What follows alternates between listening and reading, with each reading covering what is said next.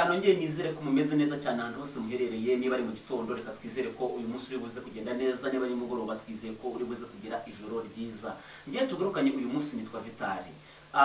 Nkuko mubimenyereye tubagezaho amakuru y'abahanzi, abavuga butumwa. Uyu munsi turi kumwe n'umuhanzi bakunze kwita Bicyahe bitewe n'indirimbo yakunzwe ye iri hanze.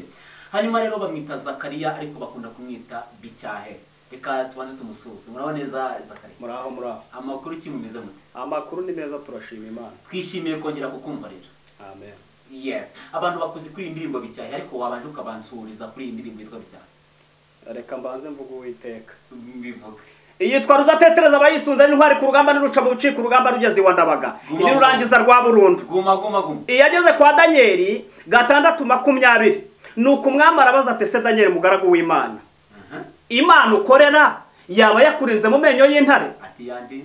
Danieli ati umwami nyagasani Imana nkorera ini rusorokana imigara mu rugamba rw'amahina, ini yantara abadayimoni batinya, ijwi ryawe rikokora mu mashamba. Iyo ngiyo yandinze mu menyo y'intare kuko nta cyaha yambonyeho. Goma. Haleluya. Amen. Imana ishimwe.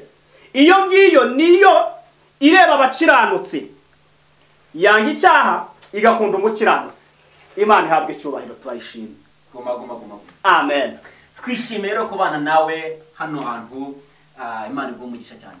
Ndabyishimiye nanjye kubana nawe. Yes, nguyu Zakariya niwe bakunda kwita Bicyahe kuri indirimbo bamwitiye ikunzwe n'abantu benshi batari bakeya. Turi kumwe uyu munsi tugiye kuganira. Abantu benshi bakunda kwibaza ku buzima bwe yakuriyemo, ubuzima bwe yabayemo mbere yuko agera aha hantu, ariko uyu munsi nibwo tugiye kuganiraho. Reka tumuhereze ikaze atangire no guhamya. Karibu sana. Murakoze cyane. Yego. Nongeye kubasuhuza mu izina rya Yesu. Nkuko bari babivuze nitwa Zakariya cyangwa se Niyibizi, uzwi ku ndirimbo yitwa Bicyahe cyangwa se Biremwe Nona. Rero Imana ibaho umugisha ndetse n'abatwakire na Imana ibaho umugisha. Tugiye kuganira mu kanya gatoya mbasangiza kuri bimwe mu byaranze ubuzima bwanjye cyangwa se ubuzima naba narakuriyemo mbere yuko nakira agakiza. Ndagira ngo tubanze twifashishe ijambo ry'Imana dusanga mu gitabo cy'umuhanuzi Hoseya ni igice cya 6 ndetse n'umurongo wa 7. Haravuga ngo nimuze tugarukire Uwiteka kuko ari we wadukubise kandi ari nawe wadukomerekeje. Hepfo akavuga ngo azaduhembura tumaze kabiri, ku munsi wa 3 azaduhagurutsa. Imana ishimwe cyane. Aya niyo magambo tugiye kwifashisha tuvuga muri bimwe mu buhamya bwanjye cyangwa se muri bimwe mu byaranze ubuzima bwanjye. Ni ukuvuga ngo gukubitwa ni kimwe, gukomereka ni ikindi. Imana ishimwe. Ni ukuvuga ngo iyo umuntu yakubiswe ntabwo ahita agaragaza igikomere. Mu buzima butari bworoshye, uyu munsi nubwo mvuze ngo ndi umwana wakuriye mu buzima butari bworoshye, ariko uyu munsi ndi umugabo wubatse kandi ndi n'umugabo wo guhamya ibya Kristo. Nakuriye aho bita mu ntara y'Uburengerazuba, ni naho navukiye. Hahoze ari Cyangugu, niho navukiye, ni naho nakuriye. Mu karere ka Ruharambuga, mu karere ka Rusizi Prito, mu murenge wa Ruharambuga. Aho niho nakuriye, niho nabaye igihe kinini guhera muri za 88 gutyo ni cyo gihe navukiye. Hanyuma nza kubaho mu buzima butoroshye kuko mama niho yari yarashatse, ariko amaze gushaka data za kumwanga. Amaze kumwanga, mama aza kujya kuruhira iwabo. Twari babiri, no kuvuga ngo ninjye na mushiki wanjye.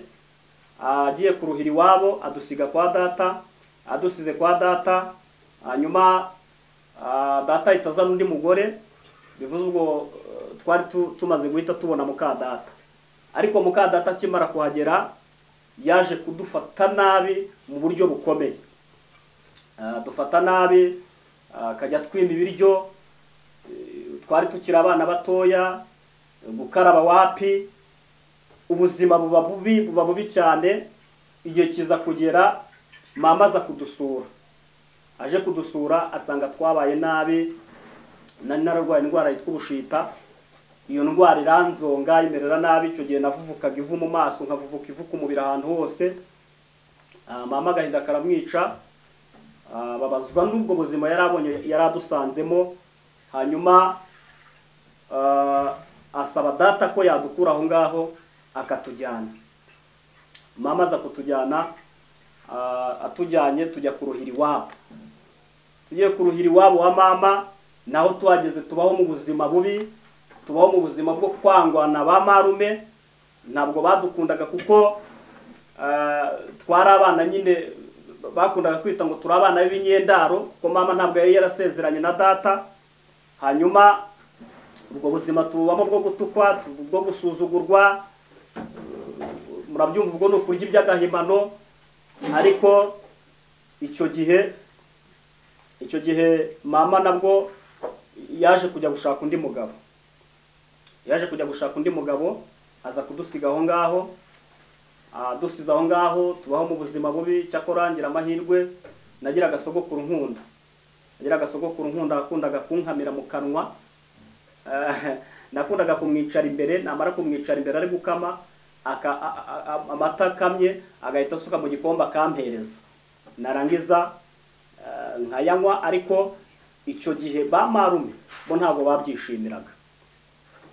Rero nihuse ndashaka kuvuga uburyo naje gukizwa mvuye muri ubwo buzima nakuriyemo bumeze nkaho bwari ubuzima bukakaye. Nyuma ya jenoside mama yari yarashatse umugabo nk'uko nabivuze, ariko igihe kiza kugera uwo mugabo arapfa. Apfuye mama agaruka iwabo. Agarutse iwabo turabana. Tumaze kubana nanone dukurira mu buzima bubi. Nakuze ndi umwana w'umurakare, nakuze ndi umwana w'umugome, nakuze ndi umwana wumva ko nzagirira nabi umuryango, numva ko nzagirira nabi data kuko yari yaratwanze. Hari n'igihe twigeze kujya kumurega muri komine, data aravuga ngo ntabwo ari we watubyaye. Icyo gihe birambabaza cyane ko n'ubundi twari mu muryango ducyuriraho kwa mama. Tuvuga uti ibyana ese azaza birebe ryari. Nkura numva mbabaye, nkura numva mfite umujinya, nkura numva nzagirira nabi data. Ibyo bintera kujya kwiga za karate, niga ibintu bya acrobate. Nari umugome mubi cyane, nari nzi gutera igipfunsi, nari nzi gutera umugeri. Hanyuma ubundi nakuze numva ko nzajya mu gisirikare, ariko ntibyaza kunkundira, sinagira ayo mahirwe. Ariko intego nari mfite niyo kuzaza ndasa data, niyo ntego nari mfite. Ariko nyuma rero ntibyankundira, ahubwo njya muri ibyo byo kwiga karate, numva ko nzirengera muri cya gihe umwanzi azaba nsatiriye. Niko nibwiraga nk'umuntu. Rero nyuma nibwo naje gukizwa, ariko nkizwa ntabishaka. Ntabwo abundi abantu binjira muri Yesu mu buryo butandukanye. Hari uburyo Yesu aza akaguhamagara akakubwira uti nkurikira. Na ba Petero murabizi ko hari aho yageraga agasanga hari abari kuroba, agasanga hari abari gucuruza, akarobanuramo umwe muri ba bantu bose bari bari aho ngaho akamubwira ngo nkurikira. Rero nanjye ntabwo naje muri Yesu mbishaka, ahubwo naje Yesu ari umpamagaye ambwira uti ngwino. Yesu yansanze he? Yesu yansanze uwo munsi nanyweye urumogi. Nanywaga urumogi, nanywaga inzoga, nari mubi, mwumve ngo nari mubi. Hanyuma Yesu ansanga nanyweye urumogi rwanshajije. Icyo gihe nibwo bwa mbere nari numvishe ijwi ry'Imana. Haleluya. Nibwo bwa mbere nari numvishe ijwi ry'Imana rimanuka mu matwi yanjye. Uwo munsi Yesu araza arambwira ngo mwana wanjye nduwiteka. Arangije arambwira ngo ngiye kuguhindura umugaragu wanjye, ntabwo uzongera kuba umukozi wa Satani ukundi. Ubwa mbere rero numvishe ijwi bene data. Kuva uwo munsi nibwo natangiye gukizwa, ninjira mu rusengero, nakirijwe mu itorero ryitwa Dezame, ndabatizwa. Naje kujya muri ADPR nyuma, ariko nakirijwe mu itorero ryitwa Dezame. Hanyuma maze gukizwa njya muri korali ndaririmba. maze kuba muri korari ngenda menyera, ngenda nisanga mu bandi, ubugome bugenda burangira gahoro gahoro. Ariko kuko nari naraje muri Yesu atari ngewe ubishaka, igihe cyarageraga ngasubira inyuma nkongera ntawo, kuko ngewe intego yanjye yari yo kuzagirira nabi umuryango wanjye. Numvaga kubera ukuntu bankomerekeje, navuze ngo gukubitwa ni kimwe, gukomereka ni ikindi. Hari igihe umuntu akubitwa akaba mu buzima bubi, akaba mu buzima bukakaye, ariko none muri bwa buzima arimo agahura n'abandi bantu bamutera ibikomere. Ni ukuvuga ngo nari narakubiswe, mbayeho mu buzima bubi, mu mateka mabi asuzuguritse, cyane ko nitwaga umwana w'ikinyendaro, noneho ndenzaho no gukomeretswa n'imiryango itanyembera. Imana ishimwe. Ariko Yesu aranyitegereza. Nasomye ijambo ni muri Yesaya, haravuga ngo nubwo waretswe ukangwa ntihabe n'ukikunyuramo, njye Uwiteka nzongera nkubake. Haleluya. Nzongera nkubake, nubwo nta wakugiriye imbabazi, nubwo nta wakugiriye impuhwe, ariko Uwiteka Imana Nyiringabo niwe wenyine ufite imbabazi ku buzima bwawe. Hari ahandi Yesaya yanditse aravuga ngo nuko nasanze wigaragura mu ivata. Haleluya. Ndangije ndavuga ngo baho.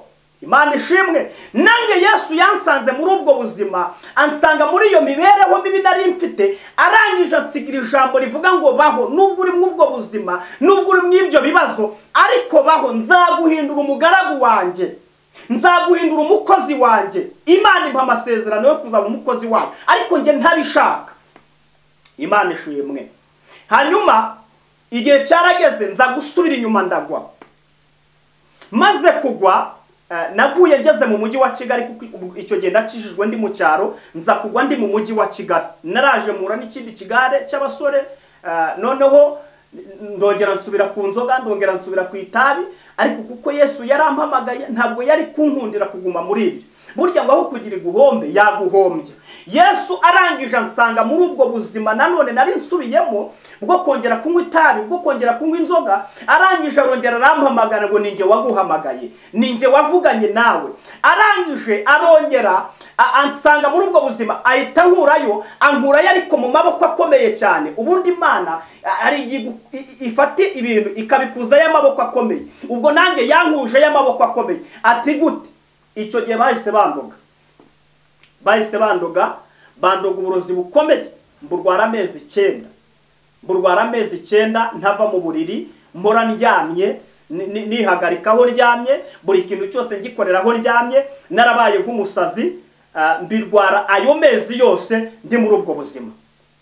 Ndiheba, numva ko nzapfa, numva ko birangiye, ariko Imana ifite umugambi wufite. Hanyuma nihuse, hashize ayo mezi yose, naje kujya gusenga. Njya gusenga ahantu hari mu cyumba cy'amasengesho. Icyo gihe nagenderaga ku kibando, maze kujya mu cyumba cy'amasengesho mpahurira n'umukecuru uri mu mwuka w'Imana. Imana ishimwe. Arangije agituruka mu muryango cy'imbona, ahantu nari nicaye mu nguni ahantu, arangije ahita yuzura umwuka wera, arambwira ati ndi Uwiteka. Imana imuvugira. Bene data, hariho abahanuzi b'Imana. Aravuga ngo ndi Uwiteka Imana Nyiringabo, ninjye wagukubise, ni nanjye wagukomerekeje, kandi ni nanjye uzakomora. Imana irangije irambwira uwo munsi, irambwira ngo ninjye wemeye ko ubwo burozi burya, kubera ko naragushakaga. Imana yabonaga ko nongeye gusubira inyuma. Imana yabonaga ko nanze kumvira umuhamagaro. Irangije irambwira ngo none uyu munsi ndagukijije, ariko genda unkore. Bene data, nari narivuje byaranze, imiti naranyweye, yewe no mu Kinyarwanda nagiye ubiranga. Ariko Imana yo kabyara itajya yirengagiza abantu bayo, Imana y'inyembabazi, irangije iransanga, irambwira ngo uyu munsi ndagukijije, ntabwo uzongera kurwara ukundi, uburozi mbugukuyemo. Uwo munsi Imana inkuramo uburozi bwari bundimo. Imana irambwira ngo ngukuyemo uburozi bw'amoko 93. Imana ishimwe. Nta hantu Imana itagukura, nta n'ahantu Imana itakugeza. Uwo munsi Imana irambwira ngo umvira umuhamagaro. Guhera uwo munsi Imana irambwira ngo nguhaye impano yo guhanura. Uwo munsi Imana irambwira ngo nguhaye impano yo kuririmba. Uwo munsi Imana irambwira ngo nguteretsemo ijambo ryanjye, kandi nzakugeza kure, nzakugira umuntu ukomeye. Imana ishimwe cyane. Ndangije guhora uwo munsi nibwo nasubiye muri korari, ndongera njya kuririmba, numvira umuhamagaro w'Imana, ibyari ubugome bigenda bishira. Ubundi nta muntu n'umwe Imana itahindura. Abantu benshi bakunda guca imanza, ugasanga abonye umuntu ahise amucira urubanza, nguriya ngo n'umupagani, nguriya se burango nawe yahinduka, nguriya ngo oya, nta muntu Imana itahindura, kuko n'imitima yigize akahebwe na yayindi imeze nk'amabuye, Imana yo mu ijuru ibasha kuyihindura ikayigira nk'inyama. Nari mubi cyane, ntabwo nari umuntu wo kugirirwa imbabazi, ntabwo nari umuntu wo kugirirwa icyizere, kuko nari umusinzi, nari umunywarumogi. Ariko Yesu w'umunyembabazi utajya wita kuri ibyo, n'indaye yayihamagara. Kuko hari benshi bajya baduhumya batubwira uti twari indaya, twararaga mu tubari, twararaga mu mabuwate, ariko uyu munsi turabakozi b'Imana. Ntihakagira umuntu n'umwe ugucira urubanza, nta muntu Imana itahindura. Nanjye yarampinduye bene data, nari mubi, Imana irangije irampindura. Uyu munsi ingiza umuntu wo kwifuzwa. Uyu munsi nangiza umugabo, ingiza umugabo nyamugabo. Haleluya, Imana ishimwe. Hose yaravuga ngo nimuze tugarukire Uwiteka, kuko ari we wadukubise, ni nawe wadukomerekeje, kandi ni nawe uzatwomora. Haleluya, Imana ishimwe cyane. Imana irampamagara, inkura muri ubwo buzima, inkura muri iyo mibereho.